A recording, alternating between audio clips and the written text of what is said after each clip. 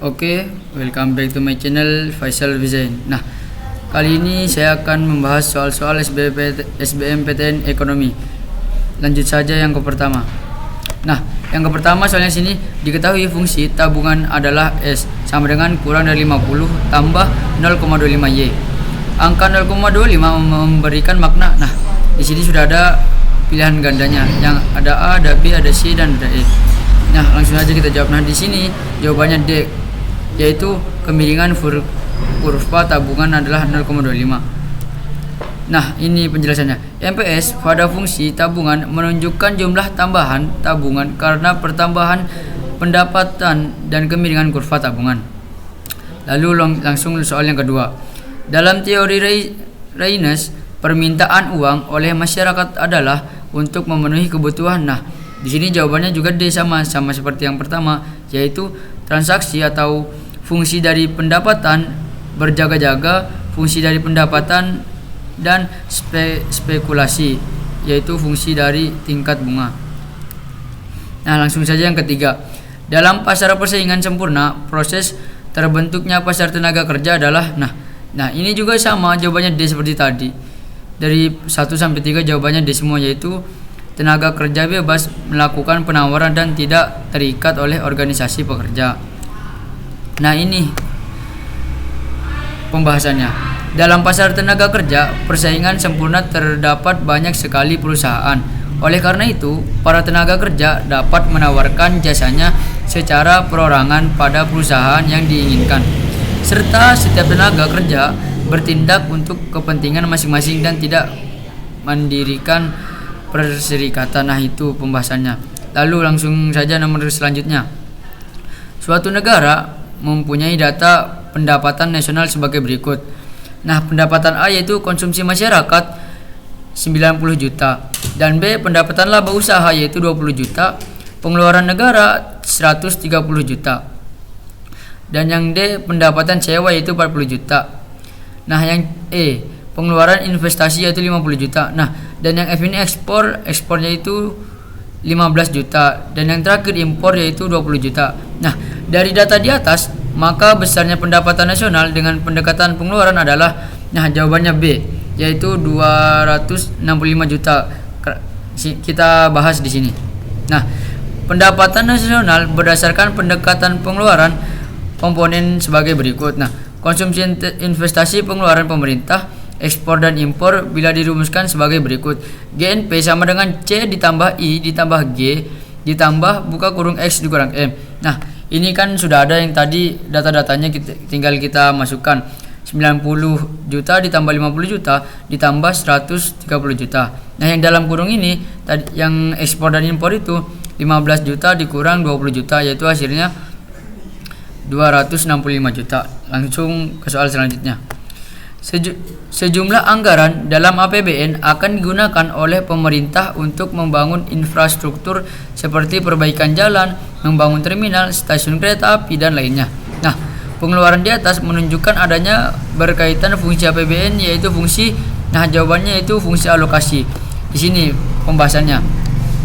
Fungsi alokasi sebagai pedoman agar pendapatan dapat digunakan untuk membangun sarana umum seperti jembatan, jalan, taman umum, dan pengeluaran lainnya yang bersifat umum. Nah, sedangkan yang distribusi yaitu pengeluaran pajak dapat didistribusikan dalam bentuk dana subsidi dan dana pensiun atau transfer payment.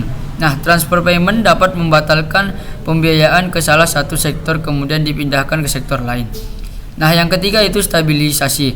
Nah, stabilisasi itu sebagai pedoman agar pendapatan dan pengeluaran keuangan negara teratur sesuai dengan yang telah ditetapkan, agar terjaga kestabilannya arus uang dan barang sehingga dapat menghindari terjadinya inflasi atau deflasi. Nah, berarti yang buat kayak jalan, jembatan, terminal itu alokasi.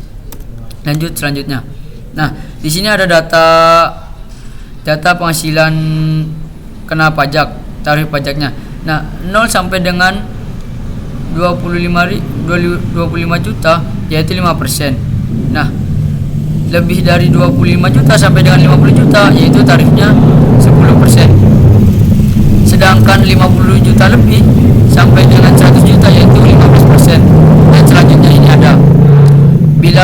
B. Pak Johan 1 tahun, yaitu 135 juta, dan beliau mempunyai seorang istri dan seorang anak, maka besar pajak terhutangnya adalah, jawabannya B, yaitu 20 juta. Ini pembahasannya, perincian pajak tersebut. Nah, PKP-nya itu 135 juta. Yang 25 jutanya itu dikali 5%, yaitu 1.250.000. Dan yang 25 jutanya lagi dikali dengan 10% dan seterusnya. Jadi sehingga 20 juta. Kalian bisa lihat sendiri di sini. Nah, lanjut ke pertanyaan berikutnya. Berikut ini kebijakan moneter dan fiskal. Yang pertama itu politik pasar terbuka. Dan kedua, pembatasan pemberian kredit. Yang kedua, pembatasan pemberian kredit. Dan ketiga, menaikkan pajak pendapatan, mengurangi pengeluaran pemerintah. Dan yang keempat itu mengurangi pengeluaran pemerintah. Yang kelima, menaikkan suku bunga. Yang termasuk kebijakan moneter adalah, yang termasuk kebijakan moneter di sini yaitu jawabannya B, yaitu 1, 2, dan 5. Ini sudah ada kebijakan-kebijakan moneter. Kalian bisa lihat sendiri. Lalu selanjutnya, berikut ini sebagian sumber pendapatan negara yang berasal dari penerimaan pajak dan penerimaan bukan pajak. Yang pertama itu ada bea masuk, dan yang kedua bagian laba BUMN, yang ketiga cukai, yang keempat pajak penghasilan, dan yang kelima penerimaan sumber daya alam. Nah, yang termasuk penerimaan pajak adalah, yaitu jawabannya B, 1, 3, dan 4, yaitu bea masuk, cukai, dan penerimaan sumber daya alam. Ini sudah ada.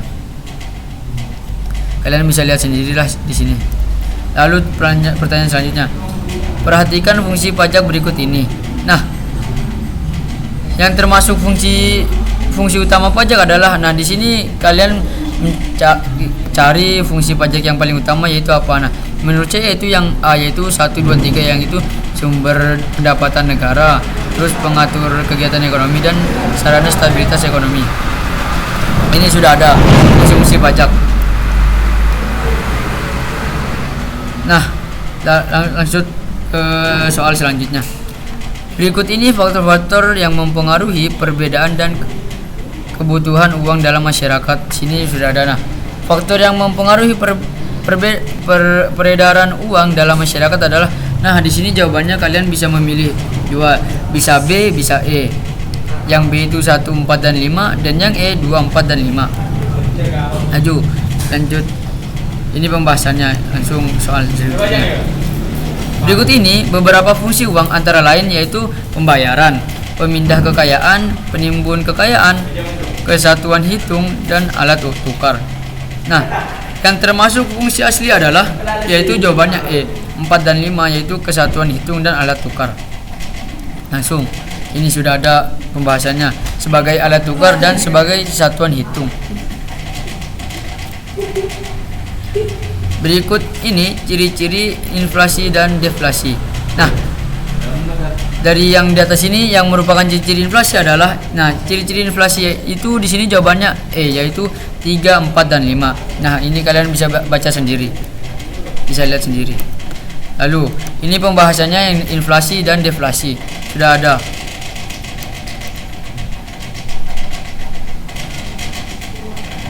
Cukup sekian pembahasan soal SBMPTN dari saya. Bila kalian tidak mengerti, kalian bisa menanyakan di kolom komentar. Sekian, terima kasih.